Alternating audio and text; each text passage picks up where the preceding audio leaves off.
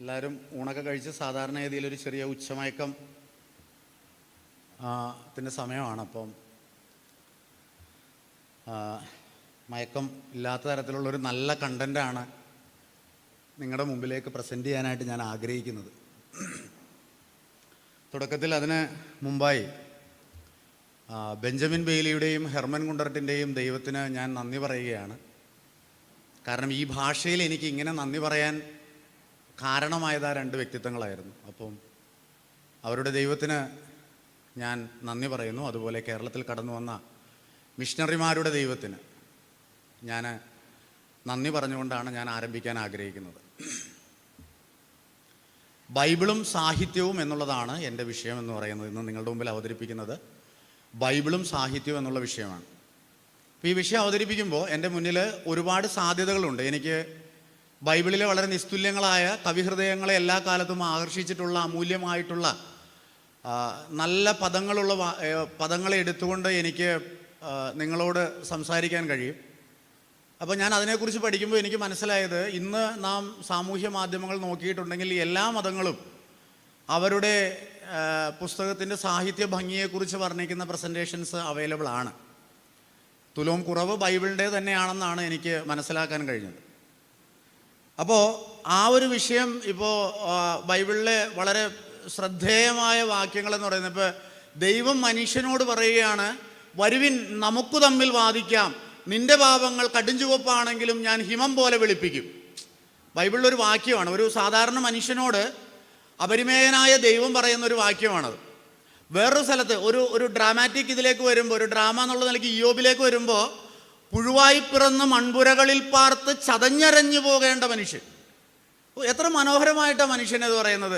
പാല് പോലെ പകർന്ന് തൈര് പോലെ ഉറക്കൂടുമാറാക്കി അസ്ഥിയും മജ്ജയും ധരിപ്പിച്ച് ഞരമ്പ് കൊണ്ട് മെടഞ്ഞ് ഭയങ്കരവും അത്ഭുതകരവുമായി സൃഷ്ടിക്കപ്പെട്ടിരിക്കുന്ന മനുഷ്യൻ.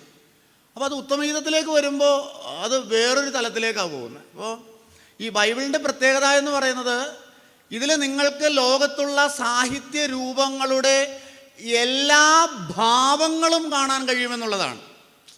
നിങ്ങൾക്ക് ഒരു പുസ്തകം എടുത്തിട്ട് നിങ്ങളിന്ന് ലോകത്തിൽ ആഗ്രഹിക്കുന്ന സാഹിത്യങ്ങളുടെ ഭാവങ്ങളും രൂപങ്ങളും നോക്കിയിട്ടുണ്ടെങ്കിൽ, അത് കവിതയാകട്ടെ, പാട്ടാകട്ടെ, ചരിത്രമാകട്ടെ, സാമൂഹികമാകട്ടെ, മനുഷ്യൻ്റെ ജീവിതത്തെക്കുറിച്ചാകട്ടെ, നാടകമാകട്ടെ, പ്രേമമാകട്ടെ, സ്നേഹമാകട്ടെ, എന്ന് വേണ്ട വിപ്ലവമാകട്ടെ, എന്ന് വേണ്ട, നിങ്ങൾ ആഗ്രഹിക്കുന്ന ആ വസ്തുതകളെ നിങ്ങൾക്ക് ബൈബിളിൽ നിന്ന് കണ്ടെത്താൻ കഴിയുമെന്നുള്ളതാണ് ഇതിൻ്റെ ഏറ്റവും വലിയ പ്രത്യേകത എന്ന് പറയുന്നത്. പക്ഷേ ബൈബിൾ ഒരു സാഹിത്യ ഗ്രന്ഥം മാത്രമല്ല. അതാണ് അതിൻ്റെ ഏറ്റവും വലിയ പ്രത്യേകത എന്ന് പറയുന്നത്. അപ്പം ലോകത്തിൽ എൻ്റെ 3 ഭൂഖണ്ഡങ്ങളിലിരുന്ന് 40ഓളം വ്യക്തികൾ എഴുതി ചേർത്ത ഈ പുസ്തകത്തിൻ്റെ ചില പ്രത്യേകതകളൊക്കെ ഇവിടെ ഇരിക്കുന്നവർക്ക് എല്ലാവർക്കും അറിയാവുന്നതാണ്. കാരണം ഒന്നാമത്തെ വ്യക്തി മരിച്ചിട്ട് 1500 വർഷമെങ്കിലും കഴിഞ്ഞിട്ടായിരിക്കണം ഏറ്റവും കുറഞ്ഞത്. ഏറ്റവും അവസാനം പുസ്തകം എഴുതിയ വ്യക്തി ജനിക്കുന്നത് തന്നെ. അപ്പം ഇതെല്ലാം ക്രൈസ്തവ വിശ്വാസികൾക്ക്, അതിൽ പ്രത്യേകിച്ച് പ്രൊട്ടസ്റ്റന്റ് വിശ്വാസികൾക്കെല്ലാം അറിയാവുന്നതാണ് ബൈബിളിൻ്റെ ചരിത്രത്തെക്കുറിച്ച്. അതെല്ലാം ഇപ്പോൾ ഓൺലൈൻ മാധ്യമങ്ങളിലെല്ലാം നിങ്ങൾ പരിശോധിച്ചിട്ടുണ്ടെങ്കിൽ വളരെ വ്യക്തമായിട്ട് ലഭ്യമാണ്. അതുകൊണ്ട് അപ്പോൾ ആ വിഷയം ഞാൻ മാറ്റിവെച്ചിട്ട് ബൈബിൾ സാഹിത്യത്തിന് ചെയ്തിട്ടുള്ളത് എന്താണ്, എന്ത് സംഭാവനയാണെന്നുള്ള വിഷയമാണ് ഞാനൊന്ന് എടുത്ത് പരിശോധിച്ചത്. അപ്പോൾ അത് പരിശോധിക്കുമ്പോൾ ഞാൻ എവിടെ തുടങ്ങിയിട്ടുണ്ടെങ്കിൽ അത് സമുദ്രസമാനമായൊരു വിഷയമാണ് യഥാർത്ഥത്തിൽ എൻ്റെ മുമ്പിലുള്ളത്. അപ്പോൾ അതിൽ നിന്നൊരു തേങ്ങാപ്പൂളെങ്കിലും കൊത്തിയെടുത്ത് നിങ്ങൾക്ക് തരാമെന്നാണ് ഞാൻ ഇന്ന് ആഗ്രഹിക്കുന്നത്. അപ്പോൾ ഈ സമുദ്രസമാനമായ വിഷയത്തിൽ ബൈബിൾ സാഹിത്യത്തിന് എന്ത് ചെയ്തു എന്ന് ഒരുവൻ പറഞ്ഞു തീർക്കാൻ ഉദ്ദേശിക്കുന്നുവെങ്കിൽ അവൻ ഒരു വർഷമെങ്കിലും പോട്ടെ, ഏറ്റവും കുറഞ്ഞ ഒരു മാസമെങ്കിലും, ഞാൻ കുറച്ച് ഒരു മാസമെങ്കിലും അവനിരുന്ന് പറയേണ്ടി വരും. കാരണം ലോകസാഹിത്യങ്ങൾ ഏതെടുത്ത് നോക്കിയാലും ബൈബിളിൻ്റെ ഇൻഫ്ലുവൻസ് ഇല്ലാത്ത സാഹിത്യകൃതികൾ, അതുപോലെ തന്നെ അതിൻ്റെ എന്താ പറയുക എഴുത്തുകാരൊക്കെ വളരെ വളരെ കുറവാണ്. അപ്പോൾ ഈ സുകുമാർ അഴീക്കോട് പറഞ്ഞിരിക്കുന്ന ഒരു കാര്യമുണ്ട്, വാചകമേള എന്ന് പറഞ്ഞ എൻ്റെ പുസ്തകത്തിൽ പറഞ്ഞിരിക്കുന്ന ഒരു കാര്യമുണ്ട്. എന്നെ ഞാനാക്കി തീർത്തത് ഈ പുസ്തകമാണെന്നാണ് പറയുന്നത്. ഇപ്പോൾ മലയാളത്തിൽ ഒരുപാട് എഴുത്തുകാർ, ഉള്ളൂർ, വള്ളത്തോൾ, എല്ലാവരും പറഞ്ഞിട്ട് അവസാനം ഈ KP അപ്പനെ പോലുള്ളവരൊക്കെ പറയുന്നത് ആ പുസ്തകത്തിന് കൊടുത്തിരിക്കുന്നത് വെളിച്ചത്തിൻ്റെ കവചമെന്നാണ് അദ്ദേഹം അതിന് പേര് കൊടുത്തിരിക്കുന്നത്. നോക്കൂ, മലയാള നിരൂപണ സാഹിത്യ മേഖലയിലുള്ള പ്രമുഖരും പ്രഗത്ഭരുമായിട്ടുള്ള ആളുകളൊക്കെയാണ് ഇത് പറയുന്നത്. മറ്റു സ്ഥലത്ത് CJ തോമസ് നാടകങ്ങൾ എഴുതുമ്പോൾ ആ മനുഷ്യൻ നീ തന്നെയെന്ന് ദാവീദിൻ്റെ കഥയെ മറ്റൊരു തരത്തിൽ അവതരിപ്പിച്ചുകൊണ്ട് ആഖ്യാനം ചെയ്തുകൊണ്ടാണ് CJ തോമസ് ആ മനുഷ്യൻ നീ തന്നെ എന്നുള്ള പ്രസിദ്ധമായ നാടകം രചിക്കുന്നത്. അങ്ങനെ ഒരുപാട് പറയാനുണ്ട്. പക്ഷേ ഞാൻ ഇവിടെ ഇന്ന് പ്രസൻറ്റ് ചെയ്യാൻ ആഗ്രഹിക്കുന്ന വിഷയം എന്ന് പറയുന്നത്, നിങ്ങൾ പ്രത്യേകം ശ്രദ്ധിക്കണം, ബൈബിൾ നമ്മുടെ സാഹിത്യത്തിന്, മലയാള സാഹിത്യത്തിൽ കൊണ്ടുവന്നിട്ടുള്ള മാറ്റം എന്താണെന്നുള്ളതാണ് ഞാൻ ഇവിടെ പറയാൻ ആഗ്രഹിക്കുന്നത്. ഈ കാലഘട്ടത്തിൻ്റെ ഒരു പ്രത്യേകത എന്ന് പറഞ്ഞിട്ടുണ്ടെങ്കിൽ എല്ലാം ഞങ്ങളുടേതാണെന്ന് പറയുന്ന ഒരു കാലഘട്ടമാണത്. അപ്പോൾ ഒരു ചരിത്ര വിദ്യാർത്ഥിയോട് എനിക്ക് പറയാൻ ഉള്ള ഒരു എളിയ ചരിത്ര വിദ്യാർത്ഥി എന്നുള്ള നിലയ്ക്ക് എനിക്ക് പറയാനുള്ള കാര്യം, ചരിത്രം നിങ്ങൾ വായിക്കുമ്പോൾ ഇതിൻ്റെ തുടക്കം എവിടെ നിന്നാണ് എന്ന് വായിച്ച് തുടങ്ങുന്നതാണ് ഏറ്റവും നല്ലത്. ഉദാഹരണം, നമ്മൾ നവോത്ഥാനത്തെക്കുറിച്ച് പറഞ്ഞാൽ, സാഹിത്യത്തെക്കുറിച്ച് പറഞ്ഞിട്ടുണ്ടെങ്കിൽ ഒരു കമ്മ്യൂണിസ്റ്റുകാരൻ പറയും കേരളത്തിലെ നവോത്ഥാനം ഞങ്ങൾ കൊണ്ടുവന്നതാണ്. സാഹിത്യം റഷ്യൻ നോവലുകളിൽ നിന്നുള്ള സാഹിത്യമാണ് ഇവിടെ മലയാളി ആദ്യം വായിച്ചുകൊണ്ടിരുന്നത്. മാക്സിം ഗോർക്കിയും അങ്ങനെ കിടക്കുന്നു. നമ്മുടെ ഒരുപാട് റഷ്യൻ പരിഭാഷകൾ ഇവിടെ വന്നിട്ടുണ്ടല്ലോ, അപ്പോൾ അതൊക്കെ കിടക്കുന്നുണ്ട് എന്ന് പറയും. അത് ഒരു മുസ്ലിമിനോട് ചോദിച്ചിട്ടുണ്ടെങ്കിൽ അവൻ പറയും ഞങ്ങളുടെ ഇബ്നു ബത്തൂത്ത ചരിത്ര ഇവിടെ വന്ന് സഞ്ചരിച്ചു, അദ്ദേഹത്തിൻ്റെ കാര്യം ഇഷ്ടം പോലെ പറയാനുണ്ടെന്ന് പറയും. അത് ഒരു ഹിന്ദുവിനോട് ചോദിച്ചാൽ ഞങ്ങൾ കഴിഞ്ഞിട്ട് പിന്നെ അല്ലേ ഇവിടെ ചരിത്രമുള്ളൂ, ഞങ്ങളല്ലേ പൗരാണികർ എന്ന് പറയും. സാധാരണ ഒരു ക്രിസ്ത്യാനിയോട് ചോദിച്ചാൽ പറയും ഞങ്ങളാണെന്ന് പറയും. അപ്പോൾ ഇതിൽ ഏതാണപ്പോൾ യഥാർത്ഥ ചരിത്രം എന്ന് പറയുന്നത്? ആരാണ് ഇതിൻ്റെ തുടക്കക്കാരെന്ന് പറയുന്നത്? ഈ മാറ്റങ്ങൾ കൊണ്ടുവന്നതിന് തുടക്കം നമ്മളൊന്ന് അന്വേഷിച്ചെടുക്കണമല്ലോ. ഈ തുടക്കം അന്വേഷിച്ചുള്ള നിങ്ങളുടെ യാത്രയായിരിക്കും നിങ്ങൾ യഥാർത്ഥ ചരിത്രത്തിലേക്ക് എത്തിച്ചേരുക എന്ന് പറയുന്നത്. അപ്പോൾ നിങ്ങൾ ചരിത്രം പഠിക്കുമ്പോൾ ആദ്യം ചെയ്യേണ്ട കാര്യം എന്ന് പറയുന്നത്, അത് ഏത് വിഷയത്തിന്മേൽ പഠിച്ചാലും ഇതിൻ്റെ തുടക്കം എന്തായിരുന്നു, ഇതിൻ്റെ മാറ്റത്തിൻ്റെ ലക്ഷണം എവിടെ മുതലാണ് ഇത് കണ്ടു തുടങ്ങിയത്, ഇവിടെ മുതൽ പഠിച്ചു വരുമ്പോൾ നിങ്ങൾക്ക് അതിൻ്റെ വ്യത്യാസം മനസ്സിലാകും എന്നുള്ളതാണ്. അപ്പം കേരളത്തെക്കുറിച്ച് ചില പുസ്തകങ്ങളിലൊക്കെ വർണ്ണിച്ചിരിക്കുന്ന കേൾക്കുമ്പോൾ തിരുവിതാംകൂർ രാജ്യം എന്ന് പറയുന്ന രാജ്യത്തെക്കുറിച്ചൊക്കെ ഈ ചില ആനുകാലിക പുസ്തകങ്ങൾ, ഇപ്പോൾ ഐവറി ത്രോൺ പോലെയുള്ള പുസ്തകങ്ങളിലൊക്കെ വർണ്ണിച്ചിരിക്കുന്ന കേട്ട് കഴിഞ്ഞിട്ടുണ്ടെങ്കിൽ നമ്മുടെ ബാഹുബലി സിനിമയിൽ കാണുന്ന പോലത്തെ എന്തോ വലിയ സാമ്രാജ്യം എന്ന പോലെയൊക്കെയാണ് വർണ്ണിച്ചേക്കുന്നത്. അപ്പം പല ചരിത്രകാരന്മാർ ഇത് വായിക്കുന്ന ആളുകളുടെ ഉള്ളിൽ ഒരു ധാരണ അതായിരിക്കും, ബാഹുബലി വരുന്നത് പോലെ വലിയ വാളൊക്കെ ഇട്ട് സ്വർണ്ണമൊക്കെ ഇട്ട് ഭയങ്കര വിഭൂഷിതരായിട്ട് കടന്നു വരുന്ന രാജാവും രാജ്ഞിയുമാണെന്നൊക്കെ ഉള്ളതാണ് പൊതുവേ ഉള്ള നമ്മുടെ ധാരണ. പക്ഷേ ചരിത്രം പഠിച്ചു തുടങ്ങുന്ന ഒരു ചരിത്ര വിദ്യാർത്ഥി ആദ്യം ചിന്തിക്കേണ്ട കാര്യം, കേരളത്തെക്കുറിച്ച് ചിന്തിക്കുമ്പോൾ വളരെ ലളിതമാണ്. 3 ചെറിയ രാജ്യങ്ങൾ, ഒന്ന് തിരുവിതാംകൂർ, കൊച്ചി, മലബാർ എന്ന് പറഞ്ഞ 3 രാജ്യങ്ങൾ. അവിടെ രാജാക്കന്മാരുണ്ട്. ഇവരെല്ലാവരും സാധാരണഗതിയിൽ അല്പം കൂടി പറഞ്ഞിട്ടുണ്ടെങ്കിൽ സമൂഹത്തിലെ ലഭ്യമായ എല്ലാ ആനുകൂല്യങ്ങളും സുഖസൗകര്യങ്ങളും ഉള്ളവർ എന്നതിൻ്റെ അപ്പുറത്തേക്ക് നിങ്ങളാരും ഈ ബാഹുബലിനെ പോലെ ഒന്നും ഈ രാജാക്കന്മാരെ ഒരിക്കലും ചിന്തിക്കരുത്. അവരുമായിട്ടൊന്നും ഒരു സാമ്യവും ഈ രാജാക്കന്മാർക്കില്ല. വെറും സാധാരണക്കാർ തന്നെയായിരുന്നു അവർ.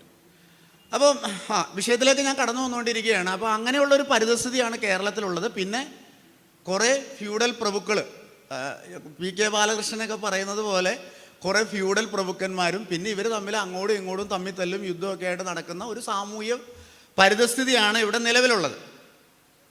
അപ്പോൾ അതാണ് കേരളത്തെക്കുറിച്ച് ഈ ചരിത്രം പറഞ്ഞു തുടങ്ങുമ്പോൾ ഞാൻ പറയാൻ ആഗ്രഹിക്കുന്ന ഒരു കാര്യമെന്ന് പറയുന്നത്. ഇനി ഇതിൽ ഈ ബൈബിളിൻ്റെ ചില പ്രത്യേകതകളിലേക്ക് ഞാൻ കടന്നു വരുമ്പോൾ ആദ്യം എൻ്റെ ശ്രദ്ധയിൽപ്പെട്ടതെന്ന് പറയുന്നത് വിമർശനങ്ങളോട്, നിരൂപണങ്ങളോടുള്ള ഈ പുസ്തകത്തിൻ്റെ ഇടപെടലാണ്. അപ്പോൾ നിരൂപണം ഒരു സാഹിത്യത്തെ വളർത്തുന്ന ഒരു പ്രധാന ഘടകമാണെന്നാണ് ഞാൻ മനസ്സിലാക്കുന്നത്. അപ്പം നിരൂപണത്തെക്കുറിച്ച് ചിന്തിക്കുമ്പോൾ എനിക്ക് ഈ തൊടുപുഴയിലുള്ളൊരു സാധാരണ മനുഷ്യനെയാണ് നമ്മുടെ സമൂഹത്തിൽ ഓർമ്മ വരുന്നത്. അദ്ദേഹം ഒരു സാഹിത്യത്തെയും നിരൂപിച്ചിട്ടില്ല, അദ്ദേഹം ഒരു മതഗ്രന്ഥത്തെയും കുറ്റം പറഞ്ഞിട്ടില്ല. പക്ഷെ ഒരു കൈ പോയി. ഞാൻ പറഞ്ഞത് നമ്മുടെ അടുത്തുള്ള ഒരാളുടെ കാര്യമാണ് പറഞ്ഞത്. തൊട്ടടുത്ത് ഞാൻ ഇനിയും പറയാനുണ്ട്, സൽമാൻ റുഷ്ദി. നിങ്ങൾക്ക് എല്ലാവരും കേട്ടുള്ള കാര്യങ്ങളാണ് സൽമാൻ റുഷ്ദി. തസ്ലിമ നസ്രീൻ ബംഗ്ലാദേശിൽ ഒരു പുസ്തകം എഴുതി വെച്ചിട്ട്, ലജ്ജ എന്ന് പറഞ്ഞൊരു പുസ്തകം എഴുതി പബ്ലിഷ് ചെയ്തിട്ട് ആ പാവം ഓടിയ ഓട്ടം എന്താണെന്ന് പുള്ളിക്കാരത്തിക്ക് പോലും അറിയാൻ പാടില്ല എന്നുള്ളത്.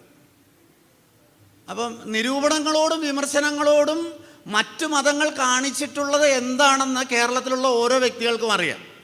ഞാനീ പറഞ്ഞ വളരെ ചുരുക്കം ആളുകളാണ് അതുപോലെ ഗ്രീൻ Wilders, Jerry Falwell, Salman Rushdie, Taslima Nasrin, Isioma Daniel, Mariwan Halabjaee, ഇങ്ങനെ ഒരുപാട് പേരുണ്ട്. ഇവിടെ ഒരുപാട് പേരുണ്ട്. ഇതൊക്കെ നിങ്ങൾ ആർക്കൊക്കെയാണ് ഈ ഫത്വ നേരിടേണ്ടതെന്ന് നോക്കിയിട്ടുണ്ടെങ്കിൽ നിങ്ങൾക്ക് അറിയാൻ പറ്റും. പക്ഷെ ഒരു മനോഹരമായ കാര്യം ഞാൻ എൻ്റെ ഇടയ്ക്ക് പറഞ്ഞോട്ടെ. ഇടമറുക ഒരു പുസ്തകം എഴുതി, കൃഷ്ണനും ക്രിസ്തുവും ജീവിച്ചിരുന്നില്ല. ഇടമറുകിന് വല്ല കുഴപ്പമുണ്ടായോ? ഇടമറുക ഫേമസ് ആയി ആ പുസ്തകം എഴുതിയ പിന്നെ മിക്കവാറും ക്രിസ്ത്യാനികളും ഒരാ പുസ്തകം മേടിക്കാൻ തുടങ്ങി. തൊട്ടടുത്ത് ഈ വൈറ്റിലയിലുള്ള എം അക്ബർ എന്ന് പറയുന്ന ഒരു ദാവാ പ്രഭാഷകൻ അബ്രഹാം വീഞ്ഞു വിളമ്പുന്നു, യേശുക്രിസ്തു വ്യഭിചാര സന്തതി, ഇതൊക്കെ പറഞ്ഞ് വേദി കെട്ടി പ്രസംഗിച്ചു. അദ്ദേഹം പുസ്തകങ്ങളൊക്കെ രചിച്ചു. എന്തെങ്കിലും സംഭവിച്ചോ? എന്തെങ്കിലും കേരള സമൂഹത്തോടാണ് എൻ്റെ ചോദ്യം. എന്തെങ്കിലും സംഭവിച്ചോ? ഡാവിഞ്ചി കോഡ് എഴുതിയ ഡാൻ ബ്രൗണിൻ്റെ അവസ്ഥ എന്താണ്? അദ്ദേഹം ഫേമസ് ആയി. ഇപ്പൊ തിയോഡോഷ്യസ് മുതൽ, റോമൻ ചക്രവർത്തിയായ തിയോഡോഷ്യസ് മുതൽ വോൾട്ടെയർ മുതൽ ഇങ്ങോട്ട് തുടങ്ങിക്കഴിഞ്ഞിട്ടുണ്ടെങ്കിൽ ഈ പുസ്തകത്തെ വിമർശിക്കുകയും നിരൂപണം ചെയ്യുകയും ഇതിന് ഇല്ലായ്മ ചെയ്യുവാനും ശ്രമിച്ചിട്ടുള്ള ഒരുപാട് ആളുകളുണ്ട്. പക്ഷെ അവരോടൊന്നും വിമർശനങ്ങളോടോ നിരൂപണങ്ങളോടോ ഈ പുസ്തകം ഇടപെട്ടിട്ടുള്ളത് വാത്സല്യത്തോടു കൂടിയാണ്. ന്യായമായ മറുപടി എല്ലാ കാലത്തും ലഭിച്ചിട്ടുണ്ട്. പക്ഷേ അതൊരിക്കലും ഒരു അക്രമത്തിലേക്ക് മുതിർന്നിട്ടില്ല. അവർ പ്രശസ്തരായി എന്നുള്ളതാണ്. അപ്പോൾ വില്യം ബ്ലേക്ക് എഴുതിയ ഒരു രസകരമായ പദ്യത്തിൻ്റെ 4 വരികൾ വായിച്ചുകൊണ്ട് ഞാനത് പറയാം. മോക്കോൺ മോക്കോൺ Voltaire റെസ്യൂ, മോക്കോൺ മോക്കോൺ ടിസ് all in vein, U blow the dust against the wind and the wind blow it back again. Man cannot destroy Bible. We might as well put our shoulders to the burning wheel of the sun, try to stop it on its flaming course, as attempt to stop the circulation of the Bible. William Blake എഴുതിയൊരു കവിതയാണ്. തോളൊന്നിച്ച് നിന്ന് നിങ്ങൾക്ക് സൂര്യൻ്റെ ഭ്രമണത്തെ തടസ്സം ചെയ്യുന്ന വിധത്തിൽ നിൽക്കാം. അതൊരു പക്ഷേ നിങ്ങൾക്ക് തടസ്സപ്പെടുത്തുവാൻ കഴിഞ്ഞാലും ഈ പുസ്തകത്തിൻ്റെ പ്രയാണം തടയുവാൻ നിങ്ങൾക്ക് കഴിയില്ല എന്നാണ് പറയുന്നത്. പാതാളത്തിൽ കിടക്ക വിരിച്ചുകൊണ്ട് ഈ പുസ്തകത്തെയും ഇതിൻ്റെ ആധികാരികമായിരിക്കുന്ന യേശുക്രിസ്തുവിനെയും വിമർശിച്ചവരുണ്ട്. ശവക്കല്ലറ പോലുള്ള ഖണ്ഡനാളം വെച്ചുകൊണ്ട് ഇതിനെ വിമർശിച്ചവരുണ്ട്.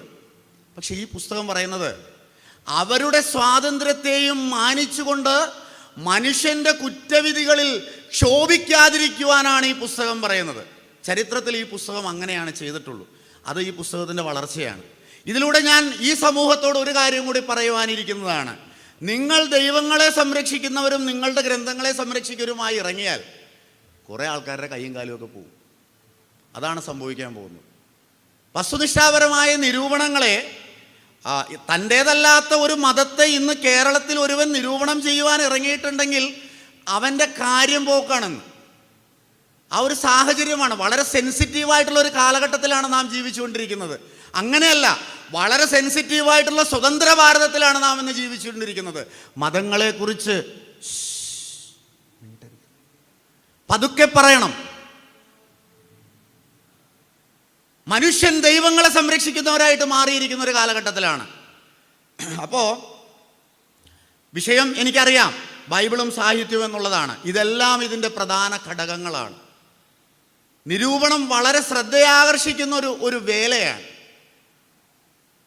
അപ്പോൾ ഇതിനെ വിമർശിക്കുന്ന ആളുകളോട് എനിക്ക് പറയാനുള്ളത്, നിങ്ങൾ ഒരിക്കലെങ്കിലും ഈ പുസ്തകം വായിക്കണം. ഇതിനെ വിമർശിക്കാനെങ്കിലും വായിക്കണം. എത്ര മനോഹരമാണെന്നോ ഇതിൻ്റെ പദങ്ങൾ! ഏത് തരത്തിലുള്ള സാഹിത്യമാണ് ഇതിലുള്ളത്? നിങ്ങൾക്ക് ചരിത്രം വേണോ? ചരിത്രമുണ്ട്. നിങ്ങൾക്ക് പ്രേമകാവ്യം വേണോ? പ്രേമകാവ്യമുണ്ട്. നിങ്ങൾക്ക് നാടകം വേണോ? ഇയ്യോബിൻ്റെ പുസ്തകത്തിന് അപ്പുറത്തെ വെല്ലാനായിട്ട് എന്താണുള്ളത് നിങ്ങൾക്കിതിൽ? അപ്പോൾ വെളിപാടുകൾ വേണോ? ഇങ്ങനെ എല്ലാവിധ സാഹിത്യ രൂപങ്ങളും ഞാൻ നേരത്തെ പറഞ്ഞതുപോലെ ഈ പുസ്തകത്തിലുണ്ട് എന്നുള്ളതാണ്. വിഷയത്തിലേക്ക് കിടക്കട്ടെ. ബൈബിൾ നമ്മുടെ സാഹിത്യത്തിൽ വരുത്തിയിട്ടുള്ള മാറ്റങ്ങൾ എന്നുള്ള വിഷയം ഞാൻ ചിന്തിക്കുമ്പോൾ ഞാൻ ചില കാര്യങ്ങൾ ആദ്യം മുതൽ പറഞ്ഞു പോയെങ്കിൽ മാത്രമേ എനിക്ക് മാറ്റം എന്താണെന്ന് പറയാൻ കഴിയൂ. കാരണം ഇവിടെ ഉണ്ടായിരുന്ന സാഹിത്യം എന്താണ്, ഇവിടെ ഉണ്ടായിരുന്ന സാഹിത്യത്തിൻ്റെ രൂപം എന്താണ്, അത് ആരെല്ലാമാണ് ആസ്വദിച്ചിരുന്നത്, അത് ആർക്കെല്ലാമാണ് പ്രാപ്യമായിരുന്നത്. ഈ ഒരു വിഷയം മനസ്സിലാക്കിയെങ്കിൽ മാത്രമാണ് ഈ പുസ്തകം ഇവിടെ കൊണ്ടുവന്നിട്ടുള്ള മാറ്റം എന്താണെന്ന് എനിക്ക് നിങ്ങളോട് വിവരിക്കുവാനായിട്ട് കഴിയുള്ളൂ. അപ്പോൾ ഞാൻ അതിനുവേണ്ടി ചില തെളിവുകൾ ശേഖരിച്ചിരിക്കുന്നത്, ചരിത്രം പറയുമ്പോൾ തെളിവുകളോടുകൂടി പറയണമെന്നുള്ളതാണല്ലോ നിയമം. സാക്ഷി അപ്പോളജറ്റിക് നെറ്റ്വർക്ക് ആ കാര്യത്തിൽ വളരെ നിഷ്കർഷ വെച്ച് പുലർത്തുകയും ചെയ്യുന്നുണ്ട്. ഞാൻ അതിനുവേണ്ടി എടുത്തിരിക്കുന്നത് ഉള്ളൂർ എഴുതിയ കേരള സാഹിത്യ ചരിത്രം.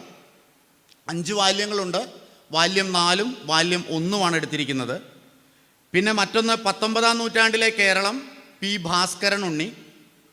മറ്റൊന്ന് നമ്മളുടെ ഇടയിലെ ഒരു ചരിത്രകാരൻ, ഒരു ചെറുപ്പക്കാരനായ, അല്ലെങ്കിൽ മലയാളത്തിലെ അറിയപ്പെടുന്ന ഏറ്റവും ചെറുപ്പക്കാരനായ ഒരു ചരിത്രകാരൻ ഡോക്ടർ വിനിൽ പോൾ എഴുതിയ അടിമ കേരളത്തിൻ്റെ അദൃശ്യ ചരിത്രം എന്നുള്ള പുസ്തകമാണ് ഞാൻ എടുത്തിരിക്കുന്നത്.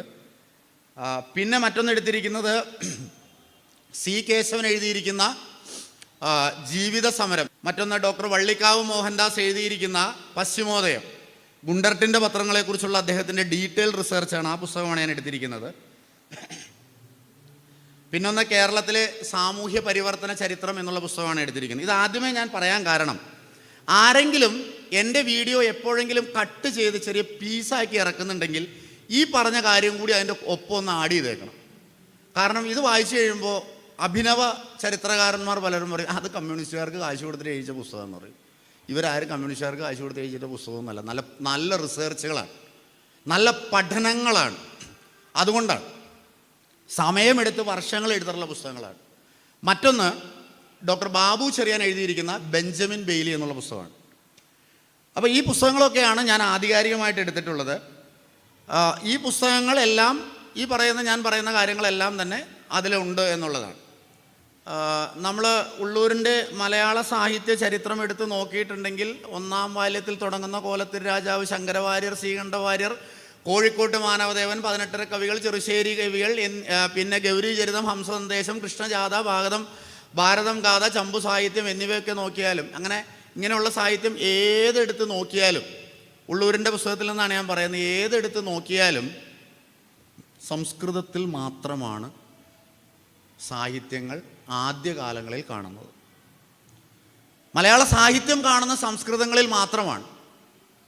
ഈ സംസ്കൃത സാഹിത്യം എന്ന് പറയുന്നത് ആർക്കൊക്കെ ഇവിടെ പ്രാപ്യമായിരുന്നു, ഇത് ആർക്കെല്ലാം ഇവിടെ കേൾക്കാമായിരുന്നു, സംസ്കൃതം മനസ്സിലായിരുന്ന എത്ര ആളുകൾ ഈ സമൂഹത്തിലുണ്ടായിരുന്നു. അപ്പം മലയാളം എന്ന് കേൾക്കുമ്പോൾ നമ്മുടെ ധാരണ എന്ന് പറയുന്നത് ഇത് നൂറ്റാണ്ടുകൾക്ക് മുമ്പ് സംസാരിച്ചു കൊണ്ടിരുന്ന ഒരു ഭാഷയായിരുന്നു, ഇത് ഇന്നത്തെ പോലെ തന്നെ അന്നും ഇരുന്നൊരു ഭാഷയായിരുന്നു, അതിൽ സാഹിത്യകൃതികളൊക്കെ രൂപാന്തരപ്പെട്ട് ഇങ്ങനെ വന്നുകൊണ്ടിരുന്നതാണെന്നാണ് പൊതുവേ ധരിച്ചു വെച്ചിരിക്കുന്നത്. ഇപ്പം എഴുത്തച്ഛനെക്കുറിച്ച് മലയാള ഭാഷയുടെ പിതാവ് എന്ന് എഴുത്തച്ഛനെക്കുറിച്ച് പറയുന്നുണ്ട്. അതങ്ങനെ തന്നെ ഇരിക്കട്ടെ. പക്ഷേ അദ്ദേഹത്തിൻ്റെ അധ്യാത്മരാമായണം കിളിപ്പാട്ട്, മഹാഭാരതം കിളിപ്പാട്ട് കിളിയെക്കൊണ്ട് പറയിപ്പിക്കുകയാണ് മലയാളം എന്ന് പറയുന്നത്. കിളിയെക്കൊണ്ട് പറയിപ്പിക്കുന്നതാണ് കാണുന്നത്. അത് വളരെ വലിയ മലയാളത്തെ കുറച്ചുകൂടി ലളിതവൽക്കരിച്ചൊരു ഇതാണ്. അപ്പം അതിൽ നമ്മൾ മലയാളം വായിച്ച് നോക്കുമ്പോഴും ഈ അധ്യാത്മരാമായണം കിളിപ്പാട്ടിലെ ആരണ്യകാണ്ഡത്തിലെ വിരാധവധം എന്നുള്ള ഭാഗം നോക്കുമ്പോൾ ശ്രീരാമനെ ഈ കിളി അല്ലെങ്കിൽ കവി, കിളിപ്പാട്ടിലെ കിളി അല്ലെങ്കിൽ കവി പ്രകീർത്തിക്കുന്നത് രാഘവം പ്രണതാർത്തിഹാരിണം കൃണാകരം രാഗേന്ദുമുഖം ഭവജ്ഞനം ഭയഹരം ഇന്ദിരാരമണി ഇന്ദീവരശ്യാമള മിന്ത്രാതി വന്ദിത പദം സുന്ദരം സുകുമാരം സുഹൃതിജനമോ മന്ദിരം രാമചന്ദ്രം ജഗദാമഭിരാമം. എഴുത്തച്ഛൻ മലയാളത്തിൻ്റെ പിതാവ് എന്ന് പറയുമ്പോൾ ഈ മലയാളം ആർക്കൊക്കെ മനസ്സിലായി? ഞാൻ പറയുന്നത് അങ്ങനെ തന്നെ ഇരിക്കട്ടെ, അദ്ദേഹം തന്നെ ആയിരിക്കട്ടെ. ഒരു സ്വദേശിവൽക്കരണം എന്നുള്ളൊരു ആശയം എപ്പോഴും രാജ്യസ്നേഹികളായ ആളുകളുടെ ഉള്ളിൽ ഉണ്ടാകുന്ന ഒരു വികാരമാണ്. അപ്പോൾ അങ്ങനെ തന്നെ ഇരുന്നാലും ഇത് ആർക്കൊക്കെ മനസ്സിലായി എന്നുള്ളതാണ് എൻ്റെ ചോദ്യം. ഇപ്പോൾ കിളിപ്പാട്ടിൽ തന്നെ കുറച്ചുകൂടി കാണുമ്പോൾ മാതാപിതൃ ഭ്രാതൃമിത്ര സഖികളെ ക്രോധം നിമിത്തം എനിഹനിക്കുന്നു പുമാൻ, ക്രോധം മൂലം മനസ്താപമുണ്ടായി വരും, ക്രോധം മൂലം നൃണാം സംസാരബന്ധനം, ക്രോധമല്ലോ നിജധർമ്മക്ഷയകരം, ക്രോധം പരിത്യജിക്കണം ബുധജയം, ക്രോധമല്ലോ യമനായതു നിർണയം, വൈതരണ്യാഖ്യായാവുന്നത് തൃഷ്ണയും, സന്തോഷമാകുന്നു നന്ദനം വനം. ഇത് കേൾക്കുമ്പോൾ നമുക്ക് ആ ക്രോധം എന്നുള്ളത് നിങ്ങൾക്ക് മനസ്സിലാവുന്നുണ്ട്, സന്തോഷമാകുന്നു എന്നുള്ളത് നമുക്ക് മനസ്സിലാവുന്നുണ്ട്. അതിനപ്പുറത്തേക്ക് ഞാൻ നിഷ്പക്ഷമായ ഒരു വിവരണമാണ് തരുന്നത്. മറ്റൊരു കാര്യം, ഉള്ളൂരിൻ്റെ പുസ്തകങ്ങൾ നമ്മൾ എടുത്ത് വായിച്ചിട്ടുണ്ടെങ്കിൽ, ഞാൻ പറയുന്നത് അക്കാലത്തെ എഴുത്തുകാരെ കുറിച്ചുള്ള ഉള്ളൂർ പറയുന്ന കുറച്ച് പേരുടെ ഞാൻ പറയാം. സ്വാതിരുനാൾ മഹാരാജാവ്, കോയിത്തമ്പുരാൻ, രാമവർമ്മ, വിജയച്ചമ്പു, ഉമാദേവി തമ്പുരാട്ടി, രവിവർമ്മൻ തമ്പി, കുഞ്ഞികൃഷ്ണൻ പൊതുവാൾ, കടത്തനാട്ട് വാസുതമ്പി, വട്ടപ്പള്ളി ഭാസ്കരൻ മൂത്തത്, 18-ാം നൂറ്റാണ്ടിലേക്ക് വരുമ്പോൾ വിശാഖം തിരുനാൾ മഹാരാജാവ്, പിന്നെ അതുപോലെ വൈക്കത്ത് വാച്ച് മൂത്തത്, നീലകണ്ഠൻ മൂത്തത്, കോവുണ്ണി നെടുങ്ങാടി. ഇതിലൊക്കെ ഏതെങ്കിലും സാധാരണക്കാരനുണ്ടോ? ഇതിലൊക്കെ ഏതെങ്കിലും സാധാരണക്കാരനുണ്ടോ ഈ സമൂഹത്തിലെ? മലയാള സാഹിത്യ ചരിത്രത്തെക്കുറിച്ച് നിങ്ങൾക്ക് പഠിക്കുമ്പോൾ എഴുതപ്പെട്ട മലയാള ചരിത്രം എഴുതിയതിൽ ഒരു സാധാരണക്കാരൻ മലയാളിയുടെ പേര് നിങ്ങൾക്ക് കാണിച്ചു തരാമോ?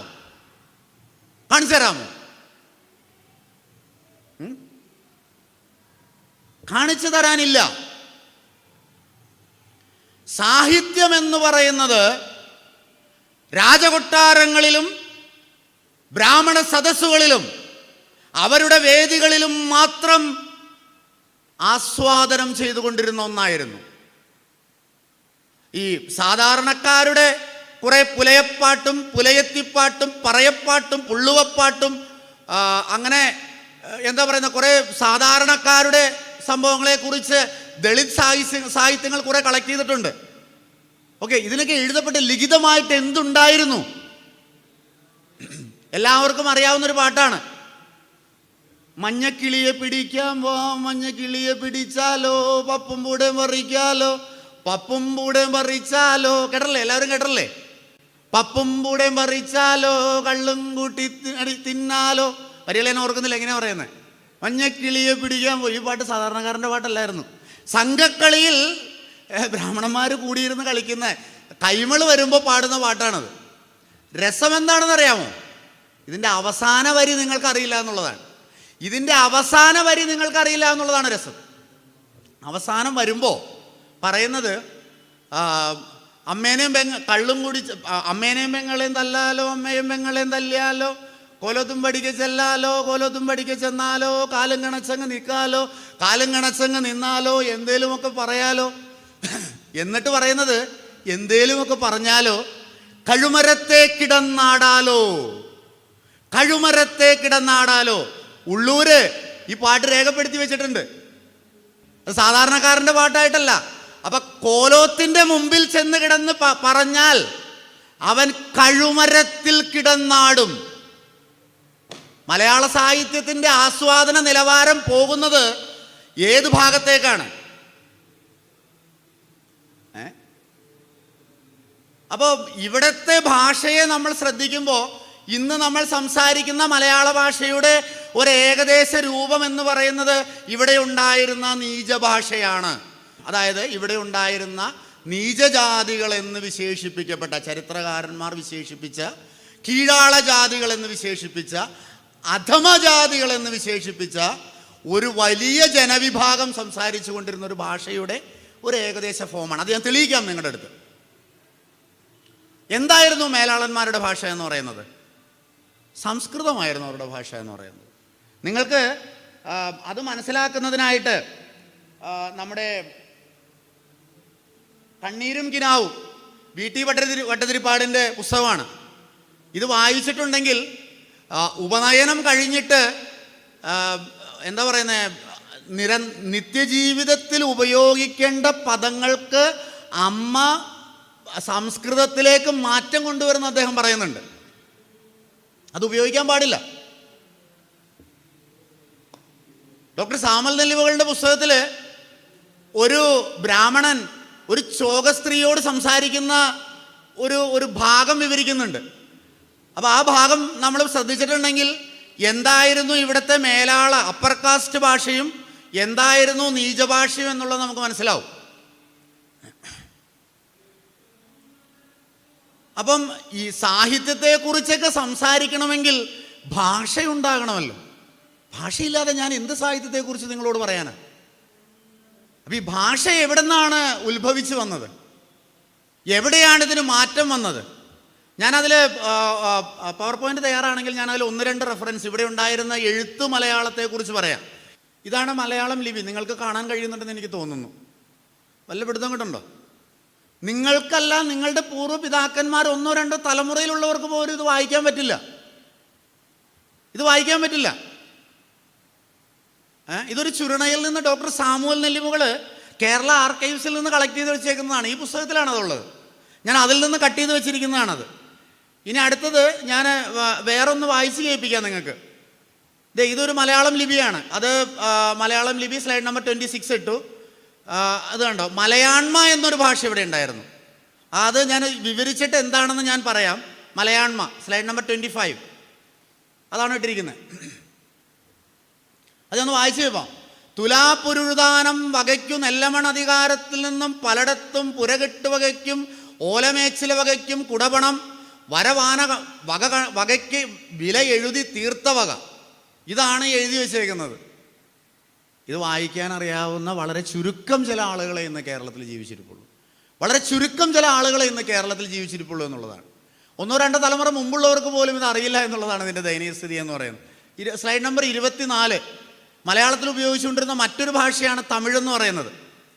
തമിഴ് നോക്കൂ. വിളയനാട്ടു തേജികളിൽ മുടമ്പാടി ശങ്കരൻ നാരായണൻ കൊടി വിളക്കി പിടിപ്പിച്ച് മേൽച്ചാന്തി ആക്കിന വക പെരുമാൾ വിഴായം വിറച്ചിക വിഴായത്തിൽ നെയ്മ നെയ്തചേരിയും കുവക്കരയും വാരിയത്തിൽ കൊല്ലം 938 ആണ്ട് മീനഞായർ 23 എന്ന ശനിയാഴ്ചയും ഇന്നാളിൽ ശ്രീമഹാഭാരത കോണത്ത് നെന്മന്നൂർ രഘുനാഥൻ എന്നിനാര് ചരജുപ്പതിപ്പിഴാഴ കുമാരനും കൂവക്കുര പപ്പനാവനും തത്തനും മുട്ടവിള താമോദരൻ കേജവനും അയിത്തറ ശ്രീധര നാരായണനും നെയ്തചേരി നാരായണൻ കിട്ടിനൻ കൊള ചേരിമഠത്തിൽ പോയി പാർക്ക കൊണ്ട് ടിയാൻ കുറ.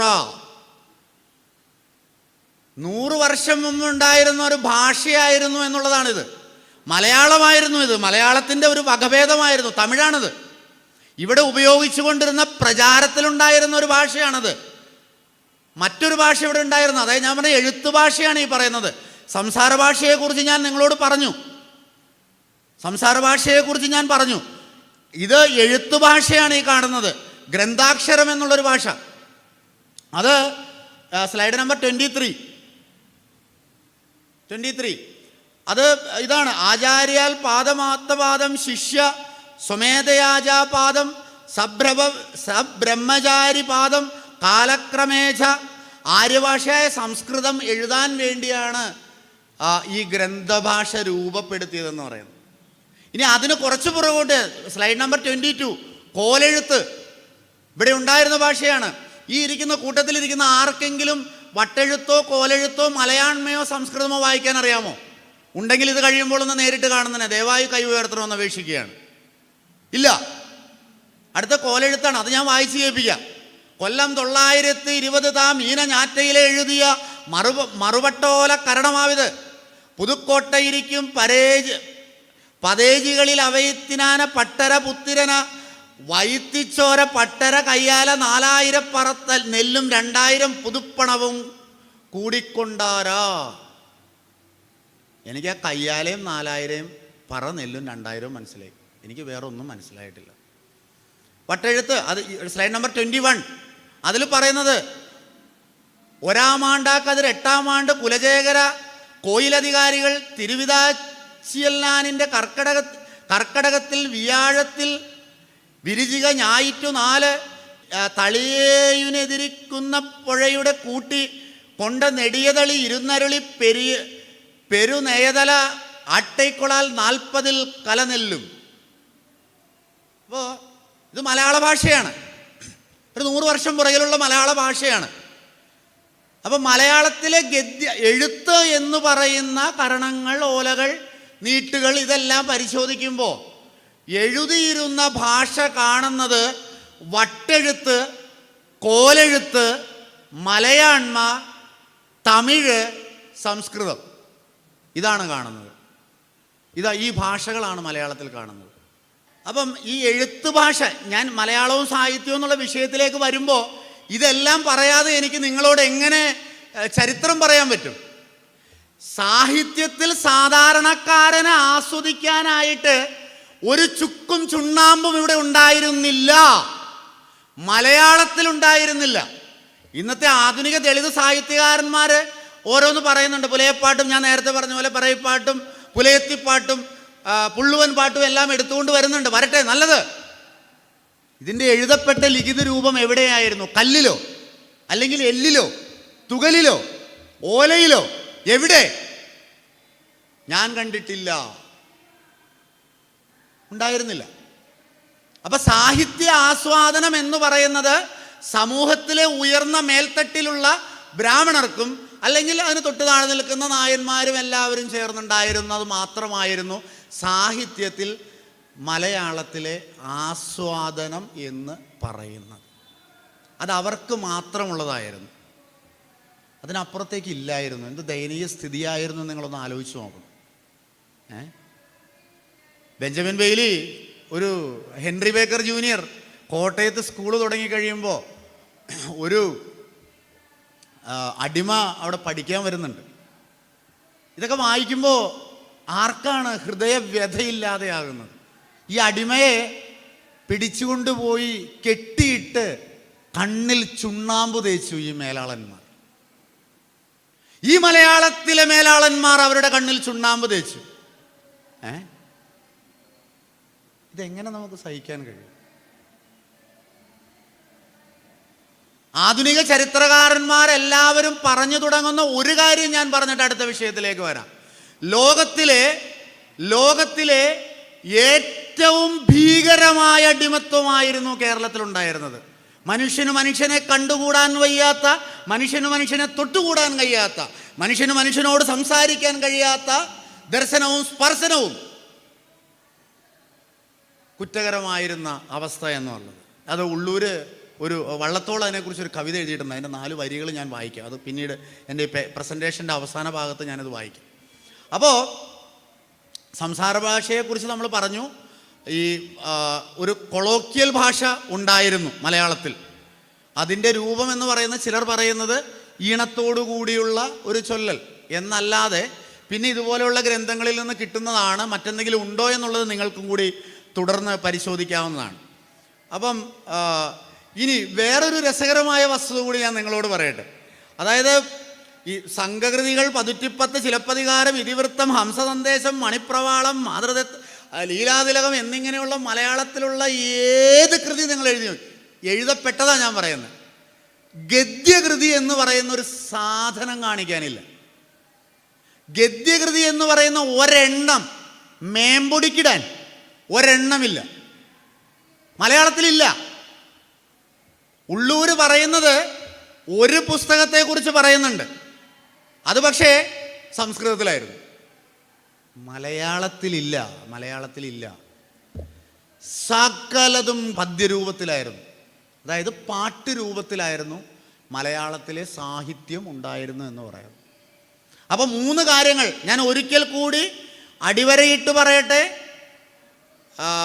ആ പുസ്തകങ്ങളുടെ പേര് ഞാൻ പറയാം. സംഘകൃതികൾ, പതുറ്റിപ്പത്ത്, ചിലപ്പതികാരം, ഇതിവൃത്തം, ഹംസസന്ദേശം, പിന്നീട് ഇങ്ങോട്ട് ലീലാതിലകം, ആചാര്യ ചൂടാമണി, യുധിഷ്ഠിര വിജയം, ത്രിപുരദഹനം, കൂടിയാട്ടം, കൂത്ത്, ജ്യോതിഷം, പ്രയോഗമഞ്ജരി, പാന, ഇതൊക്കെ നിങ്ങൾ എടുത്തു നോക്കിക്കോ.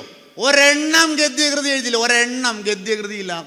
സോറി, അത് എല്ലാം പദ്യത്തിലായിരുന്നു, പാട്ട് രൂപത്തിലായിരുന്നു. ഇതെല്ലാം ഓലകളിൽ എഴുതി വെച്ച് പഠിച്ചിരുന്നത്. അപ്പോൾ 3 കാര്യങ്ങൾ നാം ഇതുവരെ മനസ്സിലാക്കി പഠിച്ചു. 1, സാഹിത്യ ആസ്വാദനം എന്ന് പറയുന്നത് സമൂഹത്തിലെ വളരെ ചെറിയ ഒരു വിഭാഗത്തിൻ്റെ, മേലാളന്മാരുടെ മാത്രം കുത്തുകയായിരുന്നു. വലിയ ഒരു ജനസമൂഹത്തിന് ഇതൊന്നും ലഭ്യമല്ലായിരുന്നു. രണ്ടാമത്തേത്, മലയാളത്തിൽ 4 തരത്തിലുള്ള എഴുത്തുഭാഷകളുണ്ടായിരുന്നു. അതായത് മലയാളം എന്ന് പേര് പറയുമ്പോൾ മലയാണ്മ എന്ന് പറയാനേ പറ്റുകയുള്ളൂ. അത് വട്ടെഴുത്ത്, കോലെഴുത്ത്, മലയാണ്മ, തമിഴ് ഗ്രന്ഥാക്ഷരം ഉണ്ടായിരുന്നു. മറ്റൊരു കാര്യത്തിലേക്ക് വരുമ്പോൾ മലയാളത്തിൽ ഗദ്യസാഹിത്യം, അതായത് ഗദ്യം എന്ന് പറയുമ്പോൾ നമ്മൾ സംസാരിക്കുന്ന കഥകൾ, സാഹിത്യകൃതികൾ എന്ന് പറയുന്ന പദ്യമല്ലാതെ മറ്റൊരു സാധനം മലയാളത്തിൽ ഇല്ല എന്നുള്ളതാണ് നമുക്ക് കാണാൻ കഴിയുന്നത്. അപ്പോൾ പിന്നെ മാറ്റം എവിടെയാണ് വന്നത്? മാറ്റം എവിടെയാണ്? ആരാണ് കൊണ്ടുവന്നത്? മാറ്റം എവിടെ ആരംഭിച്ചു? അതിലേക്കാണ് നാം കടക്കാൻ പോകുന്നത്, അതിലേക്കാണ് പ്രവേശിക്കാൻ പോകുന്നത്. എനിക്ക് നിങ്ങളോട് സംസാരിക്കാൻ യഥാർത്ഥത്തിലുള്ളത് വെറും 5 മിനിറ്റ് മാത്രമേ, അല്ലെങ്കിൽ 10 മിനിറ്റേ ഉള്ളൂ. പക്ഷെ ഇതെല്ലാം പറഞ്ഞെങ്കിൽ മാത്രമേ ഞാൻ പറയുന്നത് എന്താണെന്ന് നിങ്ങൾക്ക് മനസ്സിലാക്കാനായിട്ട് കഴിയുള്ളൂ. അതുകൊണ്ടാണ് വള്ളത്തോൾ നാരായണ മേനോൻ എഴുതിയത് ഞാൻ വായിച്ചു കേൾപ്പിക്കാമെന്ന് പറഞ്ഞു. അദ്ദേഹം ഇങ്ങനെയാണ് എഴുതിയിരിക്കുന്നത്: അനർത്ഥകർത്തങ്ങളിലാണ്ടു തന്നെ കിടക്കണം പോലിവർ കീടതുല്യം, വേദവേദേതി ഹാസാദി വിഭൂതിയെല്ലാം മേൽജാതി തൻ പൈതൃകമാണു പോലും ഭയാനകം. ഒന്നുകൂടി വായിക്കാം: വേദവേദാദിഹാസാദി വിഭൂതിയെല്ലാം മേൽജാതി തൻ പൈതൃകമാണു പോലും ഭയാനകം. തിവാക്യഘോഷം ജാതിപ്പിശാചിന്റെ പ്രചുരാട്ടഹാസം, അഹോ മനുഷ്യനു മനുഷ്യനോട് സാമീപ്യ സമ്പർക്കം അധർമ്മമായി. വേദാദി സാഹിത്യാദി സംഭവങ്ങളും വിഭൂതികളെല്ലാം ഉണ്ട്. പക്ഷേ മനുഷ്യന് മനുഷ്യനോട് സാമീപ്യ സമ്പർക്കം അധർമ്മമാണ്. ജാതിപ്പിശാചിന്റെ പ്രചുരാട്ടഹാസമഹോ. എന്നിട്ട് ഇവിടുത്തെ സാധാരണ ബഹുഭൂരിപക്ഷം വരുന്ന ജനത്തെക്കുറിച്ച് അദ്ദേഹം പറയുന്നത്, അനർത്ഥകർത്തങ്ങളിൽ ആണ്ടു തന്നെ കിടക്കണം പോലിവർ കീടതുല്യം. ബഹുഭൂരിപക്ഷം വരുന്ന ജനത്തെക്കുറിച്ചാണ് ഇത് പറയുന്നതെന്ന് ആലോചിക്കണം. അപ്പം അതായിരുന്നു ഇവിടുത്തെ അവസ്ഥ എന്ന് പറയുന്നത്. ഈ 4 കാര്യങ്ങൾ ഞാൻ പറഞ്ഞത്, 3 കാര്യങ്ങൾ ഞാൻ പറഞ്ഞത് നിങ്ങൾക്ക് വ്യക്തമാണ് എന്ന് കരുതുന്നു. പിന്നെ എവിടെയാണ് ഈ മാറ്റം വരുന്നത്? ചരിത്രം പഠിക്കുന്ന ഓരോ വിദ്യാർത്ഥിയോടും ഞാൻ പറയാൻ ആഗ്രഹിക്കുന്ന ഒരു കാര്യമെന്ന് പറയുന്നത്, ചരിത്രം മനസ്സിലാക്കാൻ ആഗ്രഹിക്കുന്ന ഓരോ വിദ്യാർത്ഥിയോടും ഞാൻ പറയാൻ ആഗ്രഹിക്കുന്നതെന്ന് പറയുന്നത്, മലയാളത്തിൽ ഗദ്യസാഹിത്യം എന്ന് പറയുന്നതും ലളിത മലയാളത്തിലും ആദ്യമായി ഒരു കൃതി രചിക്കപ്പെടുന്നത് മിഷണറിമാരുടെ വരവിന് ശേഷമാണ്. ക്രൈസ്തവ മിഷണറിമാരുടെ വരവിന് ശേഷമാണ്. അതിൽ ഏറ്റവും പ്രധാനമർഹിക്കുന്നത് ബെഞ്ചമിൻ ബെയ്ലിയാണ്. ഞാൻ നേരത്തെ നിങ്ങളോട് പറഞ്ഞു, മലയാള ഭാഷയുടെ പിതാവായിട്ട് എഴുത്തച്ഛനെയാണ് ആക്കിയിരിക്കുന്നത്, സമ്മതിക്കുന്നു. സ്വദേശിവൽക്കരണത്തിൻ്റെ ആഗ്രഹം കൊണ്ട് ഇതെല്ലാം ചെയ്യാം. പക്ഷെ മലയാളി ഒരു ഗദ്യം വായിക്കുന്നത്, ഗദ്യഭാഷ മനസ്സിലാക്കുന്നത് ബെഞ്ചമിൻ ബെയ്ലിയുടെ വരവിന് ശേഷമാണ്. ഞാൻ അതിൽ ഒരു ഭാഗം ഞാൻ വായിച്ച് കേൾപ്പിക്കാം, എൻ്റെ പ്രസൻറ്റേഷൻ ഉണ്ടെങ്കിൽ. ബെഞ്ചമിൻ ബെയ്ലിയുടെ ഒരു മലയാളമാണ്, 18-ാം നൂറ്റാണ്ടിലെ ഒരു കൃതി. ഇതാട്ടോ സാഹിത്യമായിട്ട് ഞാൻ പറഞ്ഞു. ഞാൻ നിങ്ങളോട് ഇതുവരെ ഉണ്ടായിരുന്നതൊക്കെ വായിച്ചും കേൾപ്പിച്ചു പറയുകയൊക്കെ ചെയ്തു. അപ്പോൾ ബെയ്ലിയുടെ ഒരു ശൈലി മലയാളമാണ്. ഒരു സാഹിത്യകൃതിയിൽ നിന്നുള്ള ഒരു ചെറിയ സാധനമാണ് ഞാൻ വായിച്ച് കേൾപ്പിക്കാൻ പോകുന്നത്. മടിയിൽ നിന്ന് പണത്തെയും, കുടുംബത്തിൽ നിന്ന് സമാധാനത്തെയും, അടുക്കളയിൽ നിന്ന് രുചികരമായ ഭക്ഷണ പദാർത്ഥങ്ങളെയും, ഭവനത്തിൽ നിന്ന് സന്തോഷത്തെയും, ഭാര്യയിൽ നിന്ന് ഭർത്താവിനെയും, മക്കളിൽ നിന്ന് പിതാവിനെയും, ശരീരത്തിൽ നിന്ന് സുഖത്തെയും, ഹൃദയത്തിൽ നിന്ന് സ്നേഹത്തെയും, മനസ്സിൽ നിന്ന് ആലോചനയെയും, ആത്മാവിൽ നിന്ന് ജീവനെയും മദ്യം വേർതിരിച്ച് കളയുന്നു. ഈ അടുത്തിടയ്ക്കൊന്നും ഞാൻ ഇത്രയും മനോഹരമായിട്ട് മദ്യത്തിനെ കുറിച്ച് ആധുനിക മലയാളത്തിൽ പോലും ഞാൻ ഒരെണ്ണം വായിച്ചിട്ടില്ലേ ഇങ്ങനെ. എന്ത് മനോഹരമായിട്ടാണ് 18-ാം നൂറ്റാണ്ടിൻ്റെ 1820-കളിൽ ഈ മനുഷ്യൻ ഇത് എഴുതി വെച്ചിരിക്കുന്നത്, ബെഞ്ചമിൻ ബെയ്ലി എഴുതി വെച്ചിരിക്കുന്നത്. ഒരിക്കൽ കൂടി ഞാൻ വായിച്ചു കേൾപ്പിക്കാം. മടിയിൽ നിന്ന് പണത്തെയും, കുടുംബത്തിൽ നിന്ന് സമാധാനത്തെയും, അടുക്കളയിൽ നിന്ന് രുചികരമായ ഭക്ഷണ പദാർത്ഥങ്ങളെയും, ഭവനത്തിൽ നിന്ന് സന്തോഷത്തെയും, ഭാര്യയിൽ നിന്ന് ഭർത്താവിനെയും, മക്കളിൽ നിന്ന് പിതാവിനെയും, ശരീരത്തിൽ നിന്ന് സുഖത്തെയും, ഹൃദയത്തിൽ നിന്ന് സ്നേഹത്തെയും, മനസ്സിൽ നിന്ന് ആലോചനയെയും, ആത്മാവിൽ നിന്ന് ജീവനെയും മദ്യം വേർതിരിച്ച് കളയുന്നു. എത്ര മനോഹരമായിട്ടാണ് ഇത് പറഞ്ഞിരിക്കുന്നത്. ഇത് മലയാളത്തിൽ മനസ്സിലാക്കാൻ കഴിയാത്ത ആരാണുള്ളത്? അപ്പോൾ മലയാള ഭാഷയിൽ നാം ഇതുവരെ ചിന്തിച്ച വസ്തുതകളിൽ നിന്നൊരു മാറ്റത്തെക്കുറിച്ച് ചിന്തിക്കുമ്പോൾ ബെഞ്ചമിൻ ബെയ്ലിയുടെ വരവിന് ശേഷമാണ്. ഞാൻ ഒരിക്കൽ കൂടി അടിവരയിട്ട് ഉറപ്പിച്ച് പറയുന്നു, മലയാളത്തിന് ഗദ്യ സാഹിത്യത്തിലേക്കൊരു മാറ്റമുണ്ടാകുന്നത്, ഇന്ന് കാണുന്നത് പോലെയുള്ള ലളിതമായ മലയാളത്തിലേക്ക് ഒരു മാറ്റം മലയാളത്തിനുണ്ടാകുന്നത് ഈ ബെഞ്ചമിൻ ബെയ്ലിയുടെ വരവിന് ശേഷമാണ്. ഈ ബെഞ്ചമിൻ ബെയ്ലിയുടെ വരവിന് ശേഷമാണ്. സ്കൂളിൽ ബെഞ്ചമിൻ ബെയ്ലിയെക്കുറിച്ച് പഠിക്കാത്ത മലയാളികൾ ആരും തന്നെയില്ല. ബെഞ്ചമിൻ ബെയ്ലി മലയാളത്തിൽ അച്ചടി തുടങ്ങി, അച്ചടി ആരംഭിച്ചു എന്ന് പഠിപ്പിക്കുന്നുണ്ട്. അതിനപ്പുറത്തേക്കാണ് കാര്യങ്ങൾ അതുക്കും മേലെ അതിനപ്പുറത്തേക്ക് നാം ആരും പഠിക്കാനും ശ്രമിച്ചിട്ടില്ല, പഠിപ്പിക്കാനും ശ്രമിച്ചിട്ടില്ല. ഞാൻ ഈ പേപ്പർ പ്രസൻറ്റേഷന് വേണ്ടി ഞാൻ ഇറങ്ങുമ്പോൾ ആദ്യം അന്വേഷിച്ചത് ബൈബിൾ എന്നുള്ള പുസ്തകം ചുമന്നുകൊണ്ട് നടക്കുന്നവരുടെ പ്രസംഗങ്ങളായിരുന്നു. സാഹിത്യവും ബൈബിളും തമ്മിലുള്ള ഒരു ബന്ധം മനസ്സിലാക്കുന്നതിന് വേണ്ടി സാമൂഹ്യ മാധ്യമങ്ങളിൽ ഞാൻ ആദ്യം പരതിയത് അവരുടെ പ്രസംഗങ്ങളായിരുന്നു. ഇല്ല, ഒന്നും തന്നെയില്ല. ഒന്നും തന്നെ ഇല്ല എന്നുള്ളതാണ് ദയനീയ സ്ഥിതി. അപ്പോൾ ഒരു പാസ്റ്റർ മലയാളം എന്ന് പറയുന്ന, പണ്ട് പാതിരി മലയാളം എന്ന് പറഞ്ഞൊരു മലയാളമുണ്ട്. മലയാളം ആദ്യം അവഗണിച്ചുകൊണ്ടിരുന്നതാണ്, പിന്നീട് അതാണ് ഇപ്പോൾ നമ്മൾ ഉപയോഗിക്കുന്ന മലയാളം എന്ന് പറയുന്നത്. അത് കൊളോക്കിയൽ ലാംഗ്വേജിനെയും അതുപോലെ ഉന്നത ഭാഷയെയും ഉണ്ടായിരുന്ന സമ്മേളിപ്പിച്ച് ബെഞ്ചമിൻ ബെയ്ലി ഉണ്ടാക്കിയെടുത്തതാണ് ഇന്നത്തെ ഭാഷ എന്ന് പറയുന്നത്. അപ്പം ഇതല്ല, പാസ്റ്റർ ഭാഷ എന്നൊരു പുതിയ മലയാളം ഇപ്പോൾ ഡെവലപ്പ് ചെയ്തുകൊണ്ടിരിക്കുകയാണ്. അത് പറയാതെ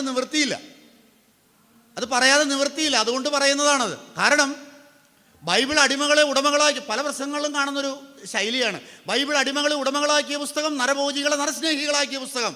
ഒരാമീൻ പറഞ്ഞാട്ടെ, ഒരല്ലേലൂയ പറഞ്ഞാട്ടെ, സ്തോത്രം.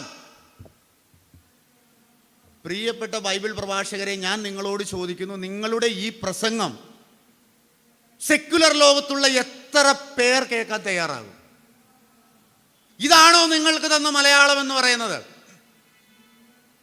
ഇതാണോ ഈ മിഷണറിമാർ അധ്വാനിച്ച് നിങ്ങളുടെ കയ്യിൽ തന്ന മലയാളം എന്ന് പറയുന്നത്? നിങ്ങൾ സ്തോത്രം പറയുന്നു, ഹല്ലേലൂയ പറയുന്നു, ആമേൻ പറയുന്നു, ഓക്കെ, ഗുഡ്, നല്ല കാര്യം. പക്ഷെ നിങ്ങൾക്ക് എന്തുകൊണ്ട് ഇതിനെക്കുറിച്ച് പറയാൻ കഴിയാതെ പോകുന്നു എന്നുള്ളതാണ്. എവിടെയാണ് നിങ്ങളുടെ പഠനങ്ങൾ?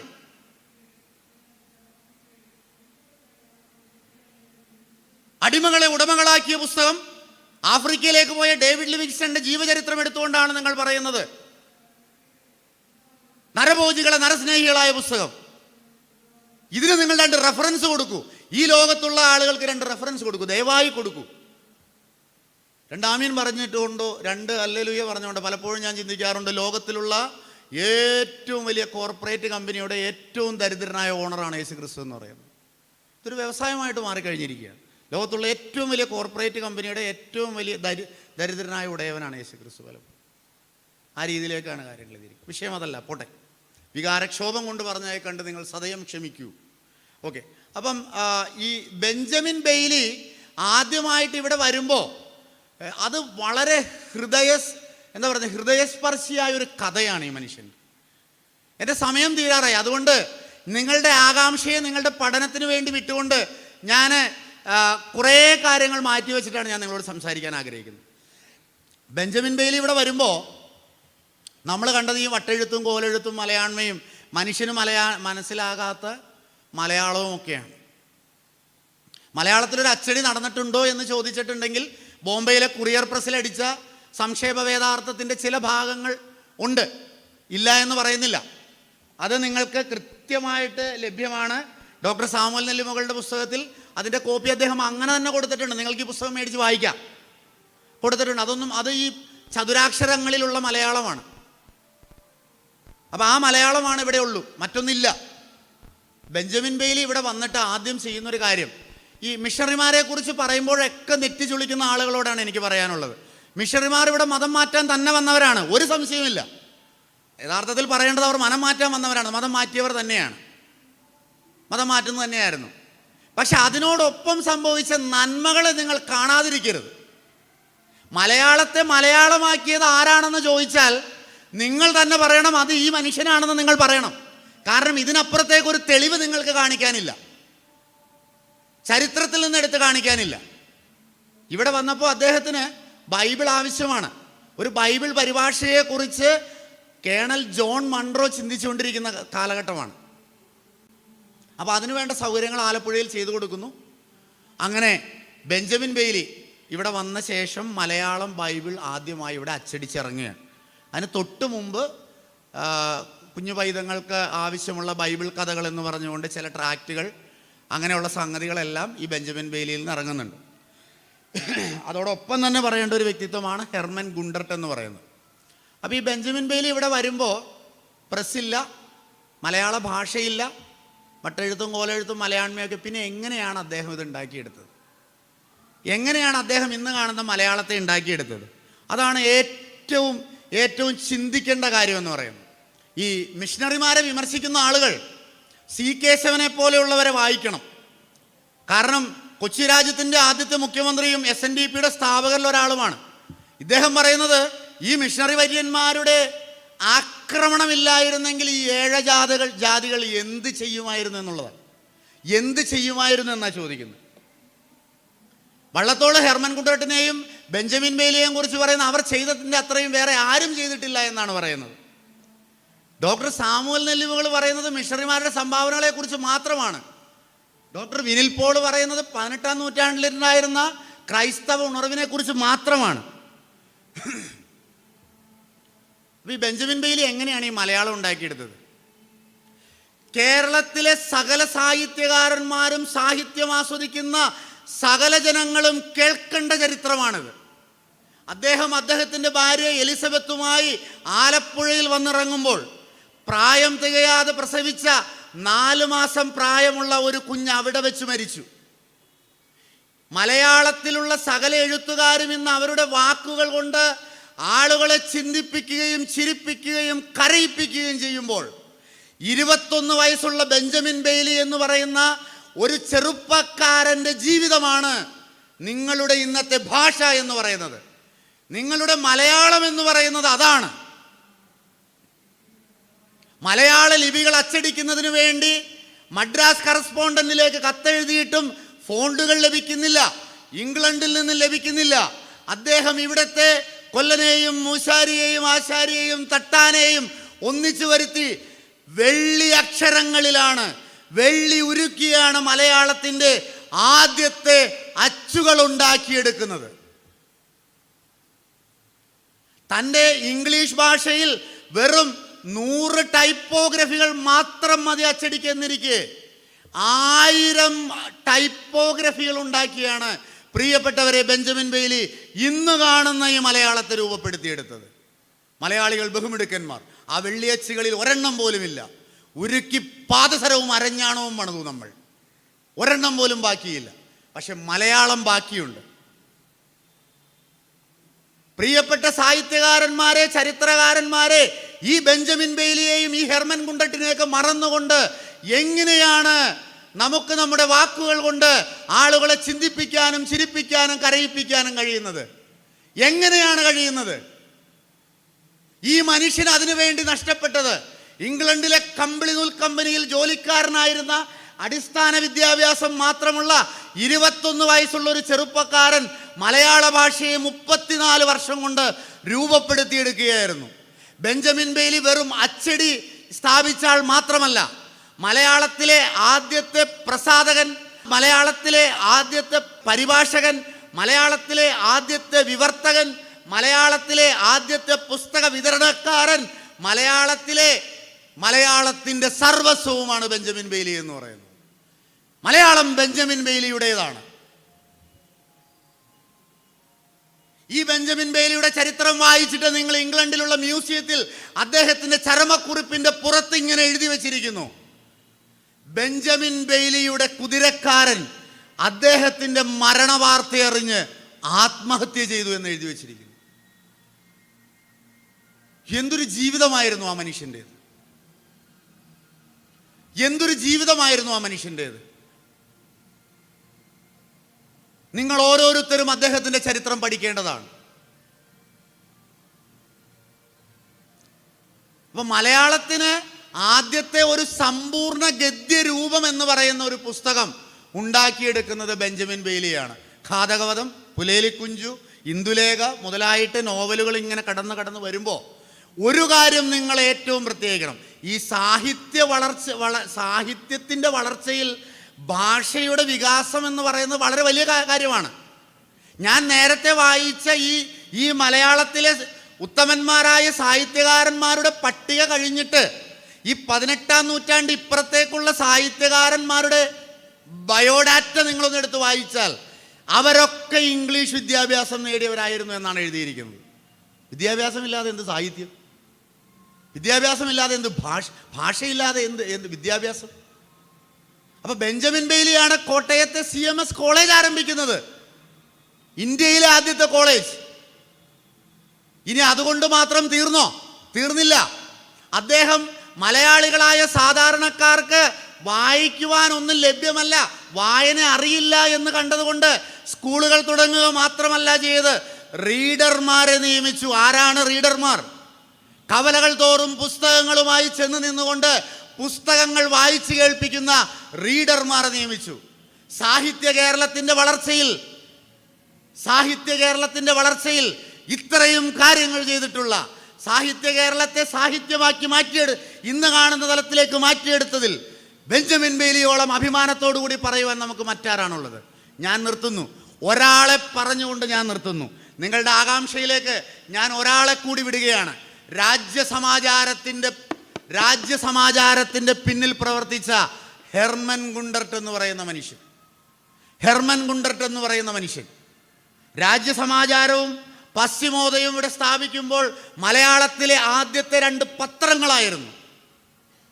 മലയാളി ശാസ്ത്രത്തെക്കുറിച്ചറിയുന്നത്, മലയാളി സാമൂഹ്യ പാഠത്തെക്കുറിച്ചറിയുന്നത്, മലയാളി വാന നിരീക്ഷണത്തെക്കുറിച്ചറിയുന്നത്, മലയാളി ആഫ്രിക്കയെക്കുറിച്ചറിയുന്നത്, മലയാളി വിവേകാനന്ദൻ്റെ പിതാവ് പോപ്പിനെ സന്ദർശിക്കാൻ പോയതറിയുന്നത്, മലയാളി ഫ്രഞ്ച് വിപ്ലവത്തെക്കുറിച്ചറിയുന്നത് ഈ പശ്ചിമോദയത്തിലൂടെയും ഈ രാജ്യസമാചാരത്തിലൂടെയുമാണ്. അതിനു മുമ്പ് മലയാളിക്കൊരു പത്രം ചൂണ്ടിക്കാണിക്കാനില്ല. മലയാളിയുടെ സാഹിത്യവർണ്ണങ്ങളെ പബ്ലിഷ് ചെയ്യുവാനായിട്ട് മറ്റൊരു വസ്തു ഈ മലയാളത്തിലില്ല. എത്ര മനോഹരമായിട്ടാണ് കൈപ്പടയിൽ ഒരു പത്രം ഡെമ്മി സൈസിൽ എന്ന് പച്ചടിച്ചിരിക്കുന്നത്. ഡോക്ടർ സാമുവൽ നെല്ലിമുകൾ ഇത് മലയാളത്തിൽ നിന്നും അദ്ദേഹം കഷ്ടപ്പെട്ട് സമ്പാദിച്ചതാണ് ഇതെല്ലാം കാണുന്നത്. കൈപ്പടയിൽ ഇറക്കിയിരിക്കുന്ന പത്രമാണ്. ഇതിൽ ചിത്രങ്ങളുണ്ട്. ആഫ്രിക്കയിലെ പൈത്തൺ മാനിനെ പിടിക്കുന്ന ചിത്രമുണ്ട്, വാനനിരീക്ഷണത്തിൻ്റെ ചിത്രമുണ്ട്, കടലിൽ പോയിട്ടുള്ള സ്രാവ് വേട്ടയുടെ ചിത്രമുണ്ട്. ഇതൊക്കെ അവർ കൈകൊണ്ട് വരച്ചെന്ന് പ്രചരിപ്പിച്ചിരുന്നതായിരുന്നു. അപ്പോൾ ഞാൻ അവസാനിപ്പിക്കുകയാണ്, ഞാൻ നിർത്തുകയാണ്. എനിക്ക് നിങ്ങളോട് പറയുവാനുള്ള ഒരു കാര്യം, മലയാളത്തിൻ്റെ ചരിത്രത്തിന്, മലയാളത്തിൻ്റെ സ്വഭാവത്തിന്, മലയാളത്തിൻ്റെ സാഹിത്യ രൂപത്തിന് മാറ്റമുണ്ടായിട്ടുണ്ടെങ്കിൽ അത് ഈ പുസ്തകത്തിൻ്റെ മലയാളത്തിലെ വരവോടുകൂടിയാണ്. ഈ പുസ്തകത്തിൻ്റെ മലയാളത്തിലെ വരവോടുകൂടി മാത്രമാണ് ഉണ്ടായിട്ടുള്ളത്. അത് ഞാനിവിടെ നിങ്ങളുടെ മുമ്പിൽ തെളിയിച്ചു എന്ന് വിശ്വസിക്കുന്നു.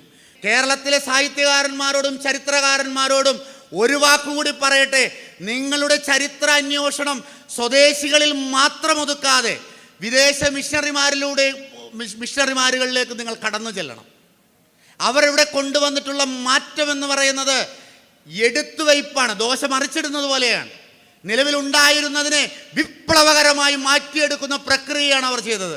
മലയാളത്തിൽ ആദ്യമായൊരു നിഘണ്ടു കണ്ടത് ബെഞ്ചമിൻ ബെയ്ലിയുടെ നിഘണ്ടുവാണ്, 1 അല്ല 2. അത് കഴിഞ്ഞ് കാണുന്നത് ഹെർമൻ ഗുണ്ടർട്ടിൻ്റെ നിഘണ്ടുവാണ്. ആ സാധു മനുഷ്യന് ഇംഗ്ലണ്ടിൽ ജീവിച്ചാൽ മതിയായിരുന്നു. കോട്ടിൻ്റെ 4 പോക്കറ്റുകളിൽ തൻ്റെ യാത്രയിൽ വഴിയിൽ നിന്ന് കിട്ടുന്ന സസ്യങ്ങളെ മൊത്തം പറിച്ച് പോക്കറ്റിലിടും. എടുത്തുകൊണ്ടുപോയി നായർക്ക് കൊടുക്കും, പേരെന്ത് പറയും. പുലയിന് കൊടുക്കും, പേരെന്ത് പറയും. ആ ചെടി എടുത്തുകൊണ്ടുപോയി ബ്രാഹ്മണന് കൊടുക്കും, പേരെന്ത് പറയും. അങ്ങനെയാണ് ഹെർമൻ ഗുണ്ടർട്ടിൻ്റെ നിഘണ്ടു എഴുതി വെച്ചിരിക്കുന്നത്. നിർത്തട്ടെ, ഒരു വാക്കുകൂടി പറഞ്ഞ് നിർത്തട്ടെ. അടുത്തിടയ്ക്ക് വായിച്ചൊരു കാര്യമാണ്, വളഞ്ഞ മമ്പുറങ്ങൾക്കും അപ്പുറത്ത് എന്ന് കോഴിക്കോട് കോളേജിൽ ഒരു സാഹിത്യകാരൻ ക്ലാസ് എടുത്തുകൊണ്ടിരിക്കുമ്പോൾ സംശയം. ലഭ്യമായ ഡിക്ഷണറികളെല്ലാം പരിശോധിച്ചപ്പോൾ അമ്പുറം ആയുധം എന്നാണ് കാണുന്നത്. അദ്ദേഹം ഉടനെ ഏതോ ഉള്ളൂരിനോ ആർക്കോ ഒരു കത്തെഴുതി, ഇങ്ങനെ ഒരു പദമുണ്ട്, പക്ഷെ ഇത് ചേരുന്നില്ല, ആയുധം എന്നല്ല ഇത് കാണുന്ന. മഹാഭാരതത്തിലെ ഒരു പ്രയോഗമാണ് വളഞ്ഞ മമ്പുറങ്ങൾക്കും അപ്പുറത്ത്. അപ്പോൾ വളഞ്ഞ ആയുധം എന്ന് വരുമോ? അദ്ദേഹം പറഞ്ഞു ഗുണ്ടർട്ടിൻ്റെ നിഘണ്ടു എടുത്ത് നോക്കാൻ. ആശ്ചര്യമെന്ന് പറയട്ടെ, വളഞ്ഞ മമ്പുറങ്ങൾക്കും അപ്പുറത്ത്, ആയുധപ്പുരയുടെ അപ്പുറത്ത് മഹാഭാരതം ഇത്രാം കാണ്ഡം, ഇത്രാം അധ്യായം, ഇത്രാം വാക്യം ഹെർമൻ ഗുണ്ടർട്ട് അതിൽ എഴുതി വെച്ചിട്ടുണ്ടായിരുന്നു. KP വറീദ് തൻ്റെ ജീവചരിത്രത്തിൽ എഴുതി വെച്ചിരിക്കുന്നതാണ്.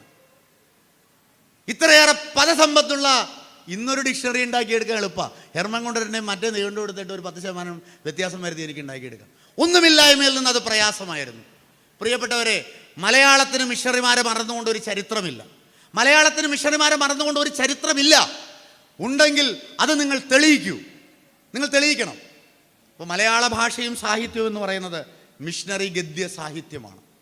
പദ്യസാഹിത്യത്തിൽ നിന്ന് മിഷണറി ഇതിലേക്കുള്ള മാറ്റം എന്ന് പറയുന്നത്. എനിക്കിനിയും നിങ്ങളോടേറെ പറയണമെന്നുണ്ട്. ഞാൻ അവസാനിപ്പിക്കുകയാണ്. എനിക്കിങ്ങനെ ഒരു അവസരം ഒരുക്കി തന്ന സാക്ഷി അപ്പോളജറ്റിക് നെറ്റ്വർക്കിൻ്റെ എല്ലാ ഭാരവാഹികളോടും ഞാൻ നന്ദി പറയുന്നു. അവസാനമായിട്ട് ഒരിക്കൽ കൂടി പറയട്ടെ, വിമർശകരെ നിങ്ങൾ വായിക്കണം, സാഹിത്യകാരന്മാരെ നിങ്ങൾ വായിക്കണം, രാഷ്ട്രീയക്കാരെ നിങ്ങൾ വായിക്കണം, ചെറുപ്പക്കാരെ നിങ്ങൾ വായിക്കണം, കവികളെ നിങ്ങൾ വായിക്കണം, സ്ത്രീകളെ നിങ്ങൾ വായിക്കണം. നിങ്ങൾ വായിക്കണം. നിങ്ങൾക്ക് ആവശ്യമുള്ളതൊക്കെ ഇതിലുണ്ട്. നിങ്ങളെ ആനന്ദിപ്പിക്കുന്നത് ഇതിലുണ്ട്, നിങ്ങളെ ചിന്തിപ്പിക്കുന്നതിലുണ്ട്. സഹൃദയരായ എല്ലാവർക്കും എൻ്റെ നന്ദി പറഞ്ഞുകൊണ്ട് എൻ്റെ വാക്കുകൾ ഉപസംഹരിക്കുന്നു. നന്ദി, നമസ്കാരം.